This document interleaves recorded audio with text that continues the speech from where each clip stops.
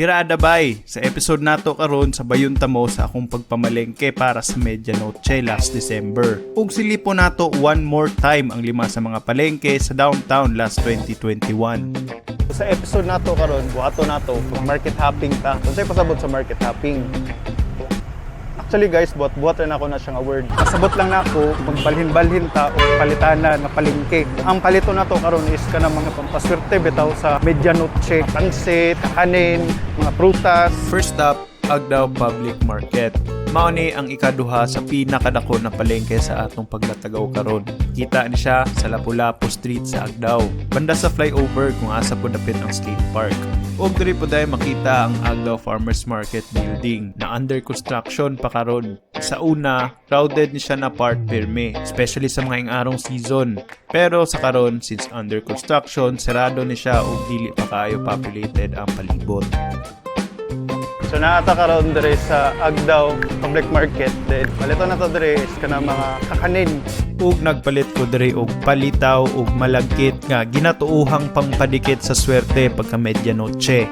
So guys, nakapalit na ta og suman. So ma-feel yun na ko ang lucky energy jud. Like nagdikit jud siya sa akong skin. Buhangin Public Market.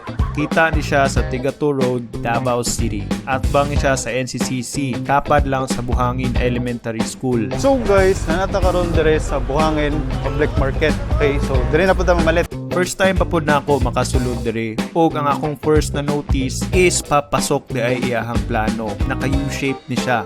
Naa sa likod banda ang iyahang mga karnihan, isdaan ug prutasan. Unlike sa ubang palengke na visible na layo pa lang sa kalsada. Og namalit ko diri og mga lahi-lahi ng mga round fruits. So guys, nakapalit na ta og mga prutas na pod dire sa Buhangin Public Market. Wala ko kabalon sa silang mga prutas. Basta kay prutas nga linginon. Next up, Piapi Mini Market. Located na siya sa Quezon Boulevard. Although na ay mga fruits na available, medyo dili kayo anak abundant ang naka-display. Though aning orasa, medyo sayo-sayo pa para makaingon. Pareha sa matina na palengke, medyo gamay-gamay po ni siya. Perhaps tungod kay wala ni siya nalayo sa bangkerohan ug Agdao Public Market na sandwich ni siya sa duha ka dako-dako na palengke. Plus napajoy fruit market sa unahan sa may magsaysay. But speculation na nako siya. Anyway, mao ni iyang hitsura. So nanata karon dire dapit sa Piapi. Wala na ako kabalo sa akong paliton kay feeling nako nakurot na nako ang tanan prutas. Ug nakadungag na puntag additional fruits para sa atong gamay na handa. Yeah, baby! Next stop, Matina Mini Market.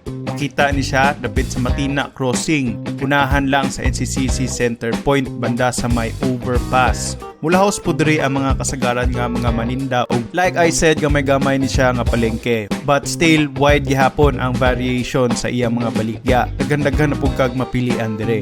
Nagkandara pa ko og film dire kay nagsugod na og ulan ug dili weatherproof ang ako ang camera. But thankfully nakalahos sa punta. So guys, nakapalit na ta. Kung gipalit karon is ang orange ug apple. Prutas. Prutas ang atong siguroon. Ngano mang prutas man. Nganong prutas man. Wala ko kabalo. Sa mga na siya.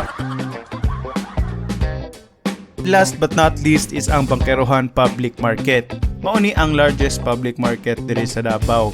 Naglinya po diri ang mga street foods, fresh produce ug mga cheap goods. Sa Marfori Street mainly ang location sa palengke. Diri makita ang iyahang karnehan ug isdaan. But actually mo stretch ni siya patabok pa jud sa MacArthur Highway ang mga maninda. Lahos pa jud padulong sa Bangkerohan Farmers Market. Ug final shop na ni nato para sa atong Medianoche. Mao na ni atong pang good luck sa bag-ong tuig. So dungag kog mangustin ug grapes. Murag naga-work na siya guys. Ma-feel na nako ang lucky energy flowing throughout my veins. Feeling nako guys madaugan ko anig tong its.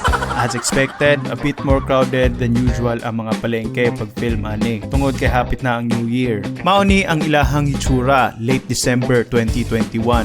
Og para sa hitsura sa ako ang gina-prepare na gamay-gamay na Medianoche.